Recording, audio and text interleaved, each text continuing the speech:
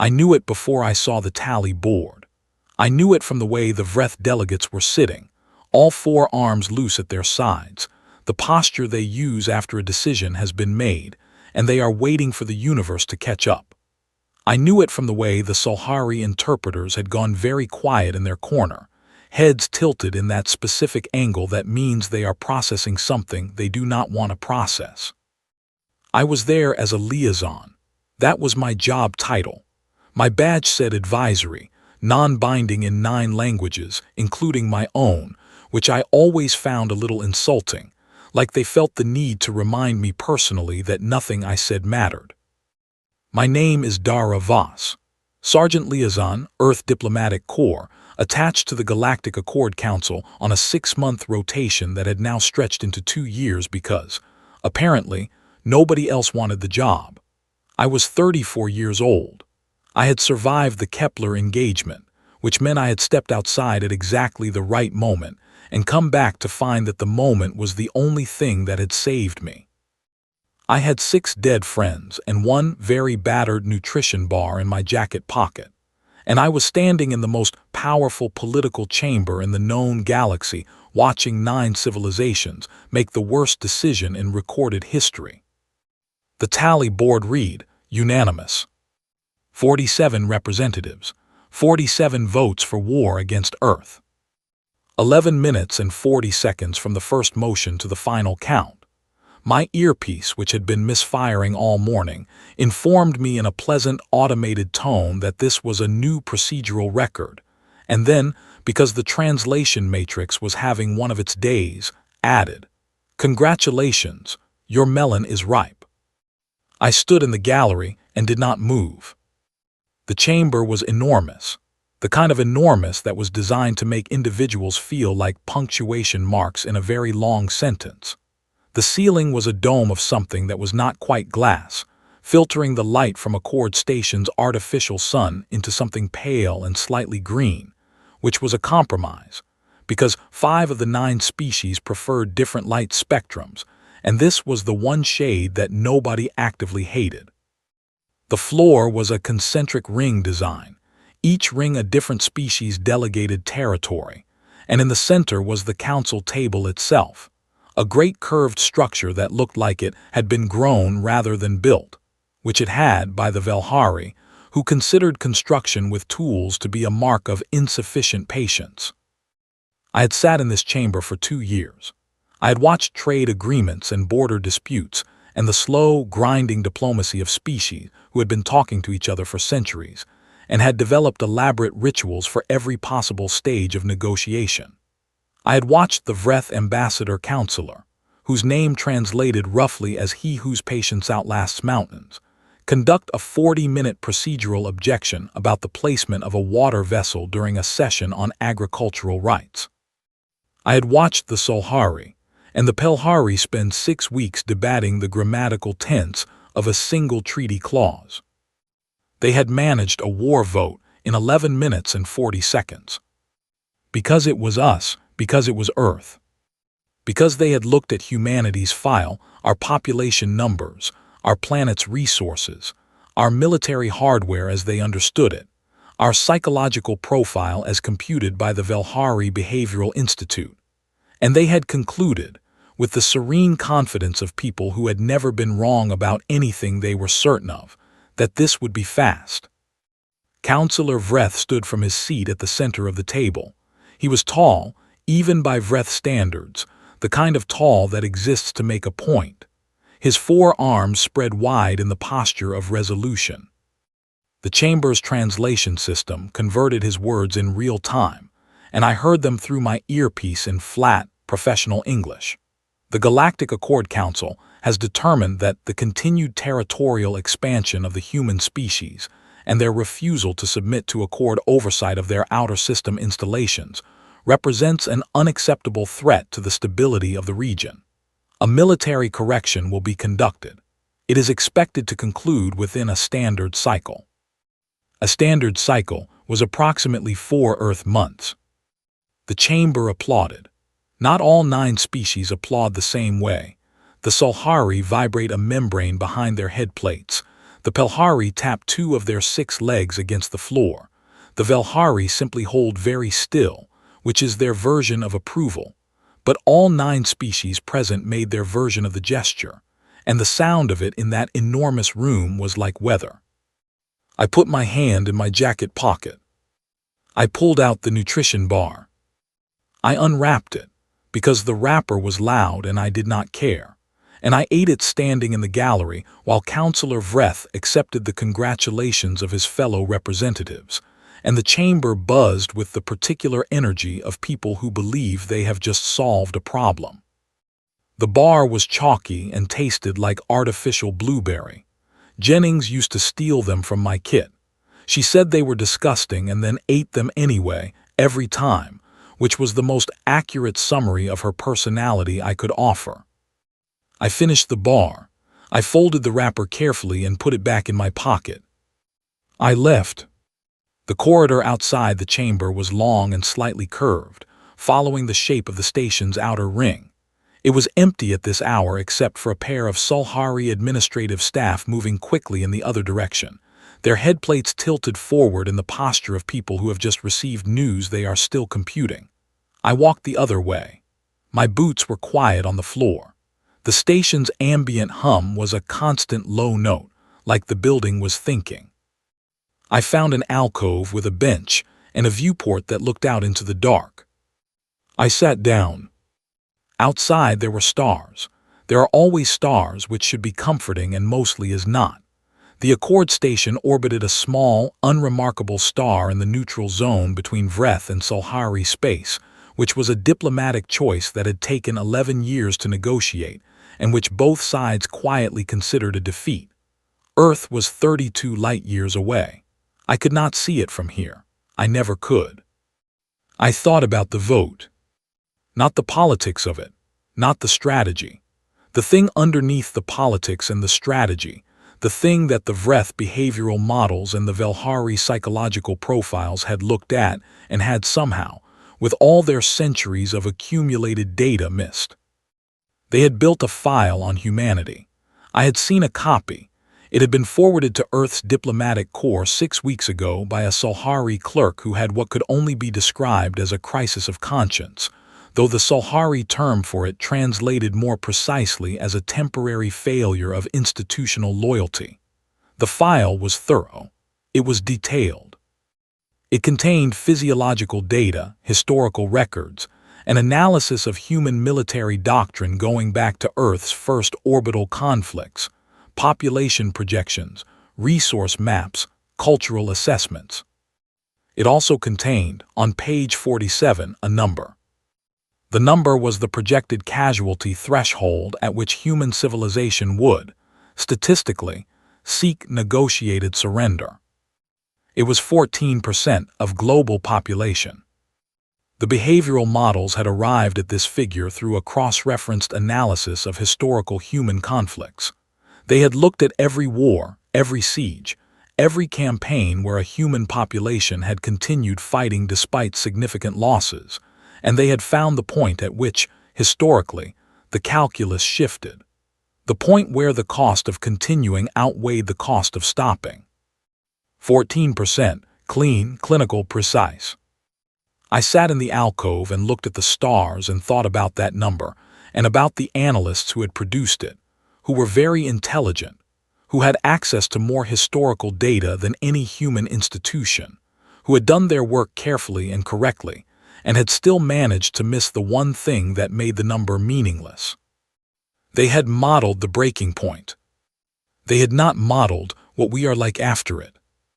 I pulled out my comm and opened the secure channel to Earth's Joint Command. The connection took 30 seconds to establish, bouncing through 3 relay points. When it connected, I heard the background sounds of a command center at work, voices, equipment, the particular controlled noise of people managing many things at once. I said they voted, unanimous, 11 minutes. There was a pause. Then a voice I recognized, Commander Osai, who ran the overnight watch and had the specific gift of sounding calm in any circumstance, said, "Understood. Classification." I thought about it for a moment. I filed my report. I marked the severity field with one word. I marked the council's awareness of that severity with another. The first word was existential. The second word was adorable. Then I closed the comm, put it back in my pocket, and sat for a while longer in the alcove while the station hummed, and the stars did nothing in particular and 32 light-years away. A planet of 8 billion people went about their Tuesday without knowing that somewhere in the neutral zone, in a chamber with a green-filtered ceiling, 47 representatives had just made the last significant mistake they would ever make. I stayed until the light through the viewport shifted. Then I stood up, straightened my jacket, and went to find coffee. There was a lot of work ahead, and I function better with coffee, which is the most human thing about me, according to Jennings, who is not here to argue about it, which means I get to decide that she was right. She was usually right. I held that thought carefully, the way you hold something that has edges, and I walked down the corridor, and the station hummed, and the stars outside were very far away and did not care at all, and that was fine. That was fine. The Joint Command briefing room on Lunar Base 7 had 17 screens and not enough chairs, which had been true for 4 years and which nobody had fixed because the people who used it were the kind of people who considered sitting during a briefing to be a sign of insufficient urgency. There was one chair in the center reserved for the briefing officer. I used it. My feet hurt. Across from me were generals, ministers, 2 people from the intelligence division whose names I had never been given and had stopped asking about, and a man in a gray wool sweater who was sitting in the back corner and whose clearance level, based on the way everyone else in the room was very carefully not looking at him, was extremely high. I had brought one document and one mug. The document was my full report from Accord Station, 40 pages, already distributed to everyone present 20 minutes before I walked in. The mug said "World's Okayest Planet" on the side in faded letters. It had belonged to Corporal Jennings. She had left it on my desk the morning of the Kepler engagement with a note that said "Borrowing this, back by dinner," which was the last thing she ever wrote and which I had read approximately 400 times since. I put the mug on the table in front of me where everyone could see it. I poured coffee from the carafe. I did not offer to pour for anyone else. I said, "You have all read the report. I am going to cover 3 things that are not in the report because they are not the kind of things that translate well into written documents. After that, I will take questions if I feel they are useful, and I will not take them if I do not." Nobody objected. People who have read a report describing a unanimous war declaration against their planet tend to be in a listening mood. I said, "The first thing is the Council's doctrine. Not the hardware, not the fleet composition, you have all that. It is on page 12, but the doctrine. The way they think about conflict. I have spent 2 years in that chamber watching these species negotiate, and the one thing they all share, all 9 of them, is that their model of war is built on rational cost calculation. You fight until the cost of fighting exceeds the cost of stopping. Every species in the Accord arrived at interstellar civilization through some version of that calculation. It is the bedrock assumption of every military model they have built." I paused to drink my coffee. I said, "The Vreth have not lost a war in 400 years. In that time, they have engaged in 11 significant conflicts. In 8 of them, the opposing force sought terms before casualties reached 6%. In the other 3, terms were sought before 12%. The Vreth have built an entire military philosophy around those numbers. They are extraordinarily good at the conflict they have been fighting." I put the mug down facing front, so the slogan was visible to the cameras recording the briefing for the archive. I said, "They have never fought anything like us." A general near the front, Adiz Akoy, who commanded the Atlantic Fleet and had a reputation for asking the questions other people were afraid to, raised her hand and asked me to clarify. I looked at her. I said, "On page 47 of the Council's intelligence file, which you all have copies of, there is a number, 14%. That is the casualty threshold at which the Velhari Behavioral Institute projects that human civilization will seek negotiated surrender. The room was quiet. I said, for context, in the second global conflict of the 20th century, the Soviet Union alone sustained approximately 14% population loss and then continued fighting until complete victory. The Soviet Union in 1940, did not have our ships, our weapons, our coordination infrastructure, or the particular psychological effect of knowing that the enemy came from another star and had decided, in 11 minutes, that we were a problem to be corrected. The man in the wool sweater in the back corner made a sound. It was not a laugh exactly. It was the sound a person makes when something strikes them as both terrible and precisely correct, and it comes out of them before they can decide whether to let it. I looked at him briefly. He looked back. I looked away. I said, the second thing is the Council's timeline. They have projected a 4-month campaign. Their plan, as best as our intelligence can reconstruct it, is a 3-phase operation. Outer system pressure in the first month to force us to commit fleet resources. Inner system engagement in the second and third months to establish orbital control. And then a demonstration. A single, significant, visible strike on a populated surface installation in the 4th month, which they calculate will produce the political conditions for our government to seek terms. I drank more coffee. I said, the demonstration is the plan. Everything before it is set up. They are not planning to destroy us. They are planning to demonstrate that they can, and then wait for us to do the rational thing. Another general, Harrison Webb, who had the particular stillness of a man who had been in actual combat, and therefore understood the gap between a briefing room and the thing it was trying to describe, said, quietly, "And what is the rational thing?"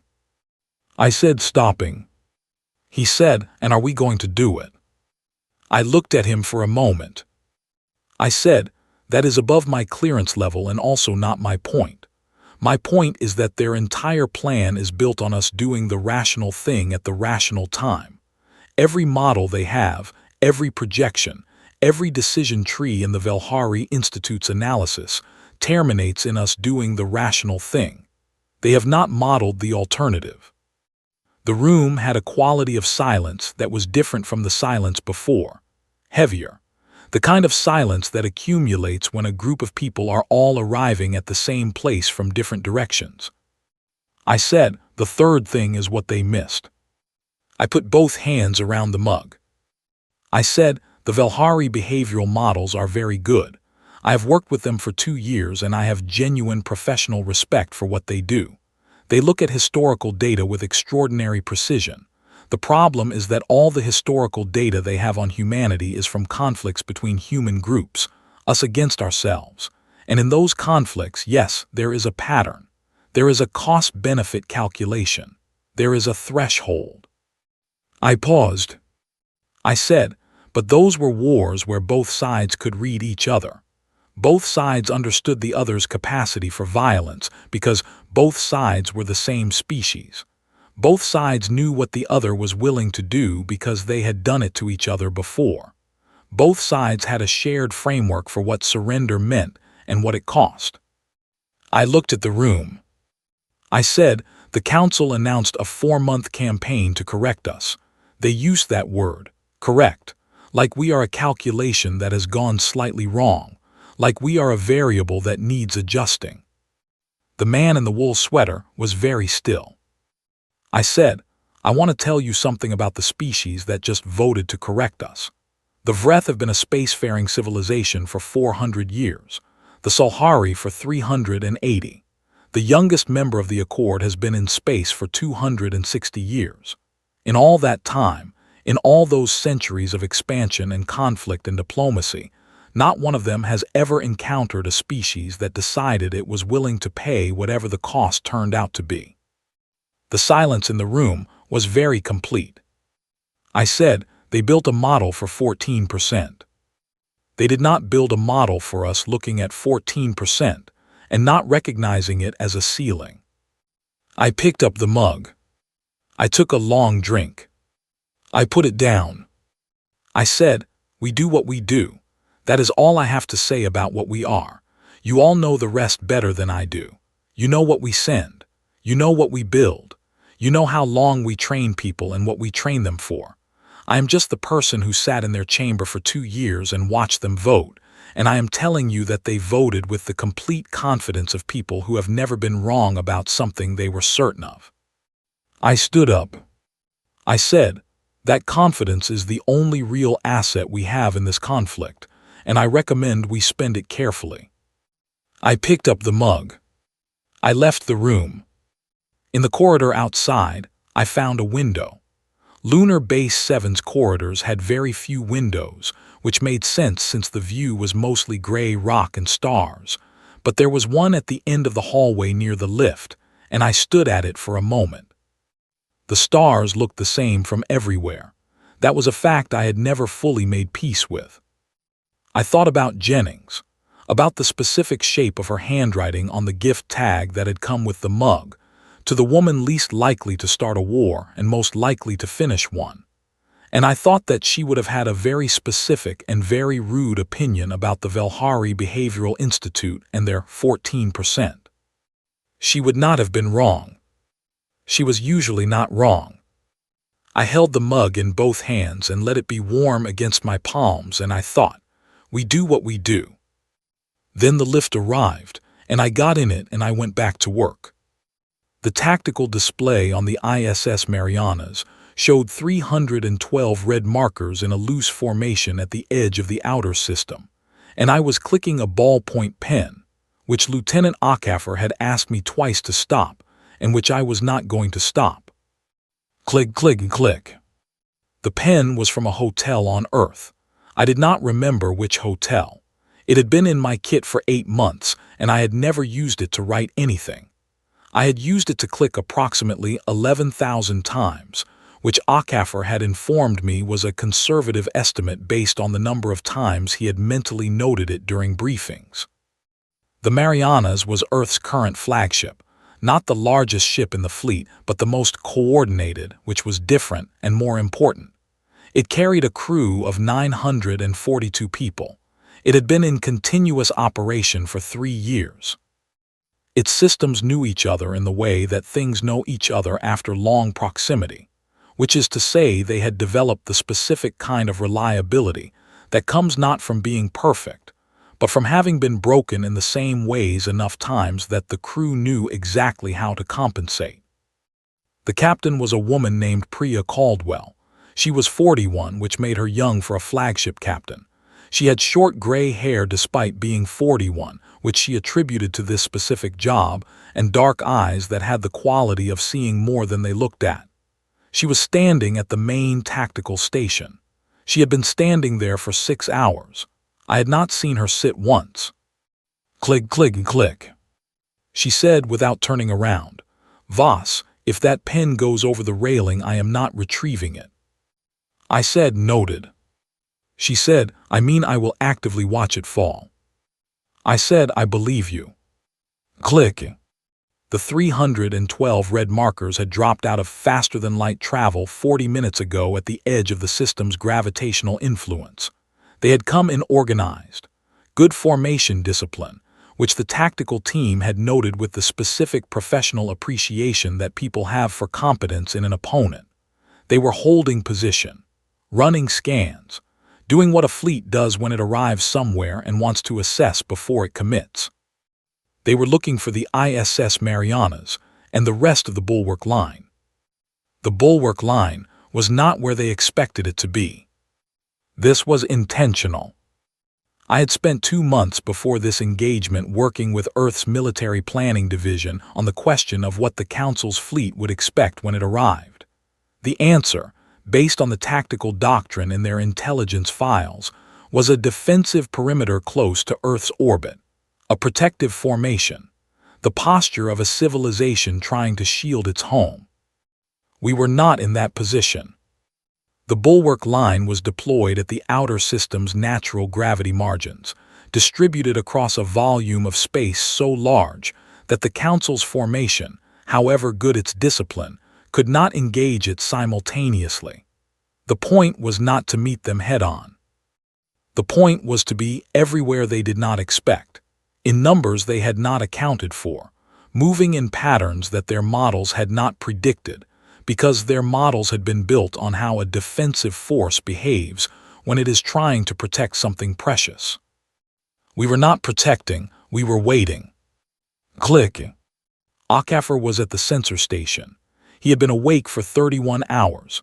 I knew this because I had been counting, which was a habit I had developed after Kepler and had never managed to stop. His hands on the controls were completely still, not tense still, simply still, the way a person is still when they have gone past tiredness into the country beyond it where the body stops fighting itself and just performs. Near the back of the bridge, a medic named Clara Webb was running system checks on the emergency med kits stored in the alcove behind the secondary comm station. She was doing it quietly, methodically, and she was singing under her breath. Something old, something slow, in a language I could not quite identify from this distance. The kind of song that exists in the back of a person and comes out when they are not quite paying attention to themselves. I stopped clicking the pen. I listened to her sing for a moment. Then the alert board lit up. The council formation was moving. Not toward Earth, not directly. They were redistributing, spreading their formation wider, which was a standard Vreth tactical maneuver designed to increase sensor coverage and prevent an ambush from a concentrated source. They were good at this. The movement was clean, precise, each ship holding its interval with impressive coordination. Caldwell watched it happen on the display. She said, "They are looking for a wall." She said, "Give them something to find." The Marianas moved. What happened in the next 6 hours I can describe in the technical language of ship engagements. Distances, vectors, contact durations, the specific vocabulary of combat at the scale of space. But that language does not tell you what it felt like on the bridge of a ship in the middle of it, which is what I want to tell you. It felt like 942 people breathing together. Not perfectly, not without cost. There were moments when the ship shook and the lights shifted, and somewhere behind the sealed pressure doors there were sounds that I did not let myself think about, and the alert board showed things I logged and did not dwell on. There were moments when HFY's voice went flat and clipped in the way that means he was managing something extremely serious with the minimum number of words. There were moments when Caldwell made decisions in the span of 2 seconds that I knew had taken her years to build the capacity to make. But underneath all of it, through all of it, was that breathing. A crew that had been together long enough to have been broken in the same ways. A crew that did not need to explain themselves to each other, because they had already had the explanations, in the middle of the night in the mess hall, in the debrief after the last hard exercise. A crew that knew exactly how to compensate. The Council's Vanguard fleet did not know how to compensate. They were good. I want to say that clearly. They were a very good fleet. Their formation discipline held longer than our models had predicted. Their commanders made intelligent adjustments. 3 times during the engagement, they did something that required our tactical team to revise their response in real time, which is the mark of a capable opponent. But they had been built for a different war. They had been built for a war where the other side was trying not to lose. We were not trying not to lose. Clicking. I had started clicking again without noticing. At the 4-hour mark, the Council's formation began to show gaps, not catastrophic gaps, the kind that happen when a coherent strategy meets sustained pressure that it was not designed to sustain. One of their command ships moved to compensate for a gap on the left margin, and in doing so created a new gap on the right margin, and the Marianas went through the right margin like a thought. At the 5-hour mark, HFY said, in exactly the same voice he used to report routine sensor data, their reserve formation is changing heading. Caldwell said, direction. He said, away. She said, how fast? He looked at the screen. he said fast. At the 6-hour mark, the Council's admiral sent a transmission. It came through on the diplomatic frequency, which I was monitoring on the secondary console. I heard it in the flat voice of the translation system. Commander of the human military vessel, this engagement has resulted in unexpected parameters. The Galactic Accord Council is prepared to discuss conditions for a cessation of active conflict. He used the formal register. He used the term for addressing a lesser species. He called us an unexpected parameter. Even now, even in this. Caldwell looked at me across the bridge. I held up the diplomatic comm. She said, "Tell him we don't have terms yet. Tell him we're deciding what we want." I pressed the channel. I said it. The pen was still. There was silence on the Admiral's end that lasted a long time. In that silence, Clara Webb stopped singing, not because anything had happened, just because the silence had a quality that asked for acknowledgement, the way some silences do. Then the channel closed. Caldwell was already talking to the tactical team, already moving to the next problem, already doing the 10 things that needed to be done now that the immediate phase was transitioning. The bridge came back to its noise. The systems resumed their steady conversation with each other. I put the pen in my pocket. I looked at the display. The red markers were redistributed now, scattered from their elegant formation into something more honest. The bulwark line was exactly where it needed to be. I thought about the Admiral on his ship, computing what had just happened. I thought about the moment, and I believed it had come in that long silence after Caldwell's message, when he understood that he had not started a war. He had started a clock, and the clock was ours. We had built it. We knew its mechanisms. We knew what happened at the end. He did not know yet. He would. I stayed on the bridge for another 2 hours, which was not my job, but nobody asked me to leave. And the coffee was in the alcove near the medic station, and Clara Webb at some point started singing again, quiet and steady, and it helped. It helped a lot. I wore the advisory, non-binding badge again when I walked back into the council chamber. I had kept it. I do not fully know why. It had lived in the inner pocket of my jacket for 4 months, which was the length of time between the vote and this session, which was the length of time the Vreth had projected for their entire campaign, which was not a coincidence I was unaware of. I put it on in the corridor before the door, not because I was required to, because I wanted it visible. The chamber looked the same dome, same pale green light, same concentric ring design, same curved table in the center, but the air was different. The air was the air of a place where something has already been decided, and the people inside are working very hard to behave as though it has not. There were more representatives than last time. 5 additional delegations had sent secondary envoys, which brought the total seated count to 61. Fear does that. It fills chairs. Vreth was at the center of the table. His arms were at his sides. I took my seat in the liaison gallery, which was elevated slightly above the chamber floor, with a clear sightline to the full table. I arranged my jacket. I set my comm on the armrest. I did not bring coffee because the session was projected to last several hours, and I had learned from experience that coffee in a 4-hour diplomatic session creates its own set of problems. The session opened with procedural formalities, which took 20 minutes and which I spent looking at the representatives. Not listening, looking. You can learn more from how a room of diplomats holds its body than from the first 30 minutes of anything they say, because the first 30 minutes are always the things they prepared, and what a person prepares tells you what they are afraid you will see. The Vreth delegation was holding itself very correctly. Textbook posture. The kind of deliberate, maintained correctness that is itself a signal, because natural confidence does not need to be maintained.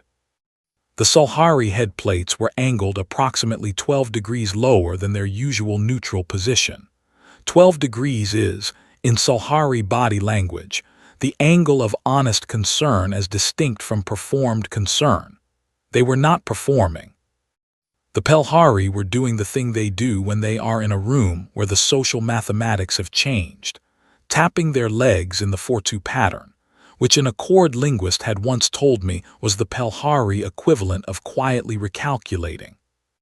I watched all of this and I thought, they know. They do not know what to do with what they know, but they know. Then the offers began. Counselor Vreth spoke first. His translation arrived in my earpiece in the flat, professional voice of a system that does not editorialize. The Galactic Accord Council, in the interest of regional stability and in recognition of the engagement period's unforeseen developments, is prepared to offer a formal cessation of hostilities effective immediately. Unforeseen developments. I held that phrase somewhere quiet and looked at it. The Salhari secondary envoy spoke next. She was young for her position, which among the Salhari means she was likely extremely competent and had risen past the usual ceremonial pace because someone had recognized she was too good to wait. She offered reparations, specific figures, carefully calculated, which told me the Velhari Institute had been working overnight. The Pelhari offered trade concessions. 2 of the star systems their guild had been quietly claiming for a century and a half were apparently now available for joint development with Earth. Then came the seat offer. A council seat, then 3 seats, then 5 when the room read my expression or possibly my complete lack of expression and recalculated. A formal apology, rendered in 14 languages, drafted by the Velhari Diplomatic Corps, which produced some of the most precisely worded documents in the galaxy. I had read a preview. It was genuinely a very good apology. It acknowledged harm. It used the specific grammatical construction that, in Vreth formal language, places full institutional responsibility on the apologizing party. It was thorough. I listened to all of it. I was thinking about Kepler. I was thinking about the smell of the air afterward, which is a thing I do not describe in detail to anyone ever, but which is present in the back of my mind with approximately the same frequency as my own heartbeat, which is to say, always, underneath everything, steady and known. I was thinking about Jennings. I was thinking about the note, back by dinner. I was thinking about the 14%. I was thinking about the Admiral's silence on the comm channel, the long pause after Caldwell's message, and I was thinking that somewhere in that silence he had begun to understand the shape of what he had voted for in 11 minutes and 40 seconds. I let the silence in the chamber get heavy. The Salhari envoy shifted in her seat. 2 of the Pelhari delegates exchanged a look that they did not quite manage to make subtle. Vreth held his position with the practiced composure of someone who has conducted difficult negotiations for decades and knows that the first person to break a silence loses its weight. He was very good at this. He was not better at it than me. I said, I am not authorized to negotiate. I let that sit. I said, my badge says advisory, non-binding. You voted on that language when you established the liaison program. I am here to observe and report. I touched the badge. I said, but I am going to tell you something, as the person who has spent 2 years in this chamber, because I think it is relevant to whatever you do next. The room was very still. 61 representatives of 9 civilizations, and the room was as still as the moment before a bell rings. I said, after you voted, I filed a report. I marked the Council's awareness of the severity of your decision with 1 word. I want you to know that word because I think it is something you should sit with. I said I marked it adorable. The word landed in the room and did not leave. I said, not because I was angry, not because I was dismissing what 9 civilizations represent or what this chamber has built over centuries of careful work. I marked it that way because I watched 47 people vote in 11 minutes on the basis of a file that contained a number, a casualty threshold, a breaking point. Page 47. And the entire plan was built on us reaching that number and doing the rational thing. I said, I want to tell you about the rational thing. The rational thing is a calculation. Inputs, outputs, a point where the cost exceeds the value. It is a very clean model. I understand why you built it. Every civilization represented in this chamber has used it. It has worked for you reliably for centuries. I looked at Vreth. I said, the problem is not the model. The problem is the assumption you built it on.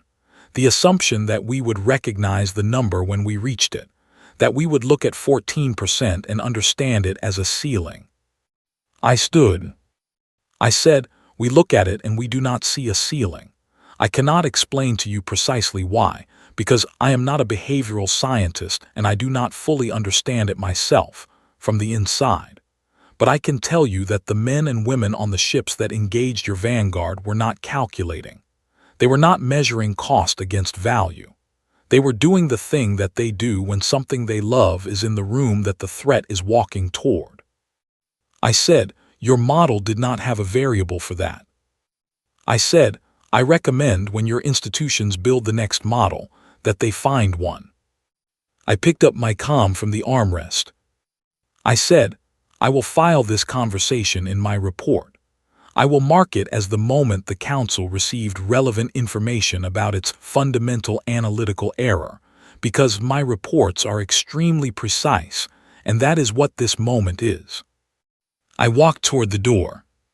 I stopped, turned back once. I said, the apology was well written. I have read better from the Velhari, but not many. I want you to know it was noticed. Then I went through the door. In the corridor, I stopped and put my back against the wall and closed my eyes. 4 seconds. 3, 2, 1. Done. I pushed off the wall and walked. The sound from inside the chamber, not shouting, not chaos, but the very specific high-pitched noise of 61 people recalculating, followed me down the corridor until the curve of the station's ring took me far enough away that I could not hear it anymore. The badge went into my jacket pocket. I did not put it on again. Earth's terms arrived at the Accord Council chamber on a Thursday. They came without ceremony. No formal convoy, no honor guard, no advance fleet of warships positioned in view of the station's external sensors to remind the Council what was behind the document. Just a courier vessel, standard class, one of thousands that move through this region of space on any given day, docking at the station's secondary bay with a sealed diplomatic packet addressed to the Council Secretariat. I carried it through the station myself. Nobody stopped me.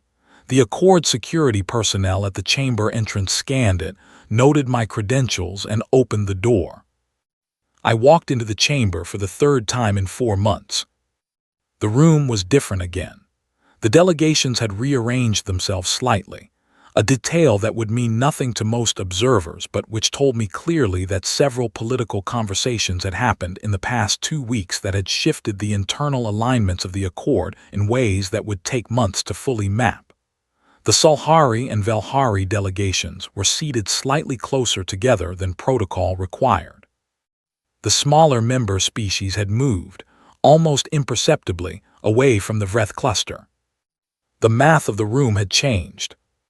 Vreth was at the center, same as always.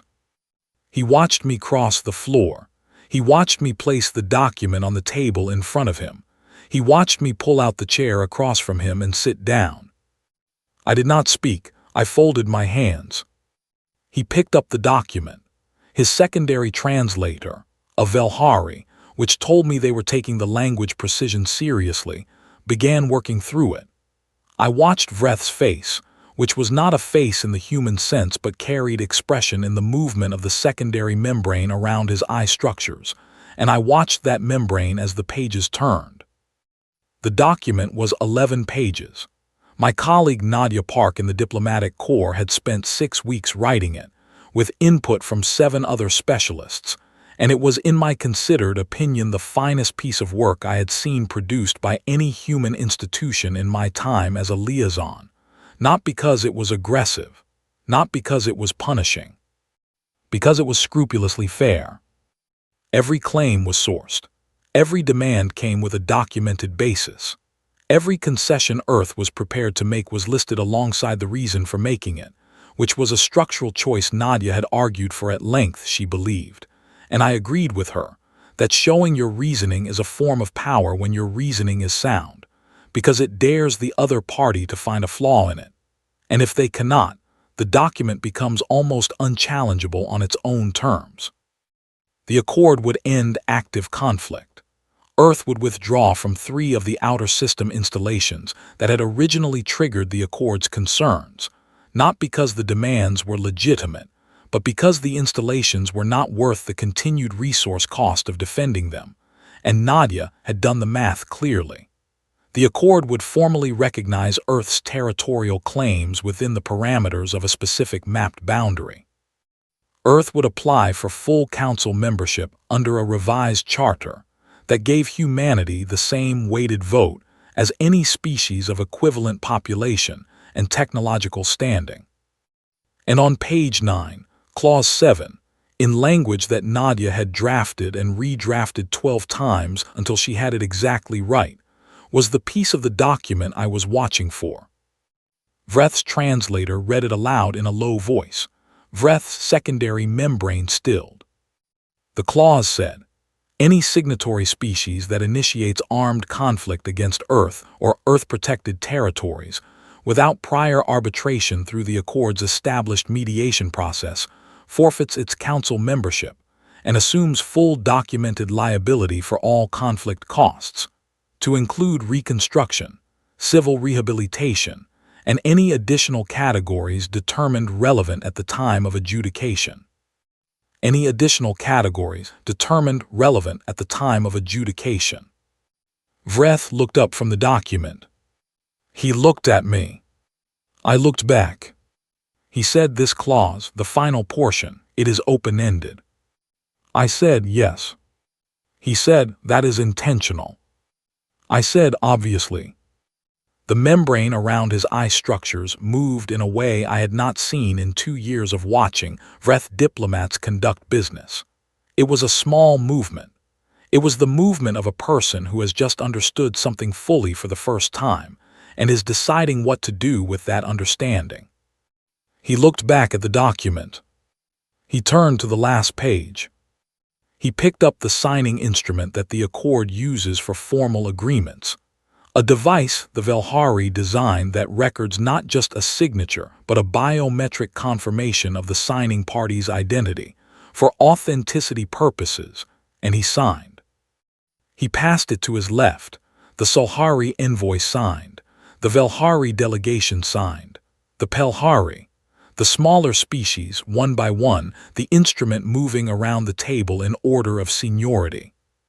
It took 14 minutes. I sat through all of it with my hands folded, and my face neutral, and my mind very quiet in the way that minds go quiet when they are holding something large that has not finished arriving yet.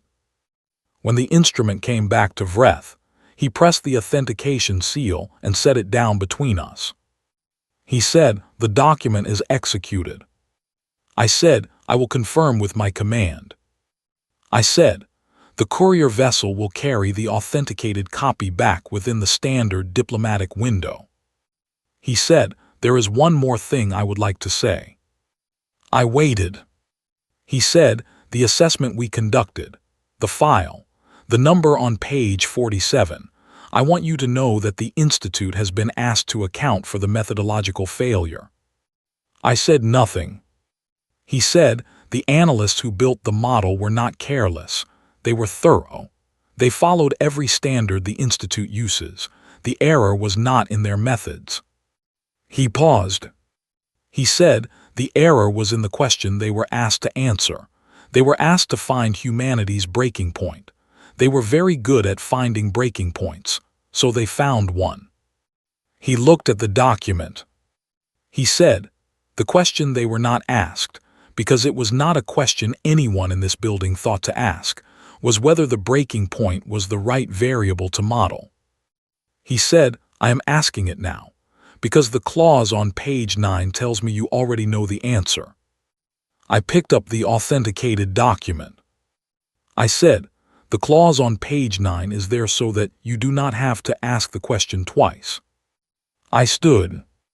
I said, I am going to recommend to my command that they accept this agreement. That recommendation is advisory and non-binding, but I have a reasonable success rate with it. He was quiet for a moment. He said, you have been in this chamber for 2 years, Sergeant Liaison Voss. He said, I did not understand for most of that time why Earth sent you specifically. I said, nobody ever does. I walked to the chamber door. I pushed it open. The corridor beyond was the same corridor it had always been, long and slightly curved and smelling of recycled air, and the particular neutral scent that large station environments develop after years of accommodating too many different species' atmospheric preferences. I stood in it for a moment. Then I pulled out my comm and opened the secure channel to Lunar Base 7. Commander Os picked up on the second signal. I said, it is done. He said, all terms accepted. I said, signed and authenticated. Tell the Marianas to stand down. Tell Akafor to sleep, and I mean that as a direct instruction, not a suggestion. Please convey it exactly in those words. He said, understood. Anything else? I held the comm for a moment. I thought about Kepler, the smell, the 4 seconds I allow. I thought about Jennings and the note and the mug, and the 11,000 clicks of a hotel pen that I had never used to write anything. I thought about Clara Webb singing something old in the back of a bridge, while the displays showed red markers retreating. I thought about the man in the wool sweater making that sound in the briefing room. I thought about the Admiral's silence. I thought about Vreth just now, looking at a clause and understanding that the variable was wrong. I thought about what comes after the thing that you have been moving toward. I said, no, that is everything. I closed the comm. I put it in my pocket. I took the badge, advisory, non-binding, 9 languages, and I held it for a moment, and then I put it in the pocket too. I walked down the corridor. The station hummed. The air was the recycled kind. 32 light years away, a planet of 8 billion people was going about its Thursday, and I was going to spend the next 6 hours doing the paperwork that an executed diplomatic agreement generates, which is substantial, and then I was going to sleep, and then I was going to figure out what comes next. I did not know what comes next. That was, I realized as I walked, not the problem I had expected it to be. For 2 years I had known what came next. Another session, another vote, another motion, another procedural objection, another afternoon watching 9 civilizations manage their long accumulated grudges with elaborate courtesy, and then the vote, and then the engagement, and then the briefings, the plans, the careful, terrible work of preparing for a conflict that nobody who understood what it would cost wanted to begin. And now it was Thursday, and the document was authenticated, and the pen was in my pocket, and I did not know what comes next. I stopped walking. The corridor was empty. The station hummed.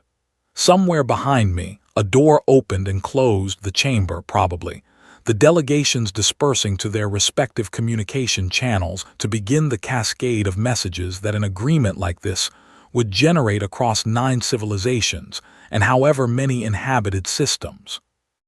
I had a thought that I did not entirely trust but which had the texture of something true, that the not knowing was not absence, that it was a room, an empty one, which is a different thing from a locked one.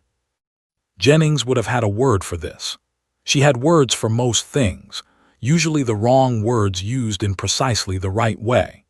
She would have said something that was technically incorrect and exactly accurate, in the manner she had developed into an art form over 3 years of shared kit and bad field coffee, and the specific closeness of people who have chosen the same difficult thing.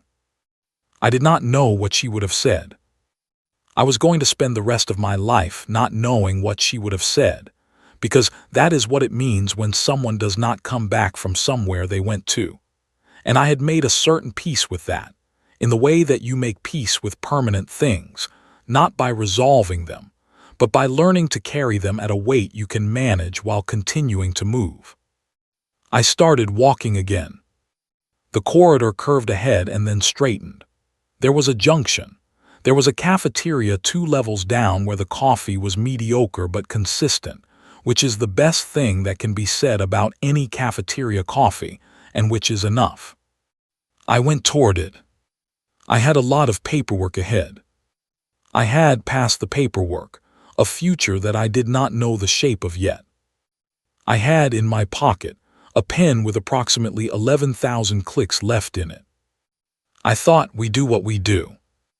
Then I walked forward into the Thursday, into the not knowing, and it was not small, and it was not easy, and it was entirely, completely mine.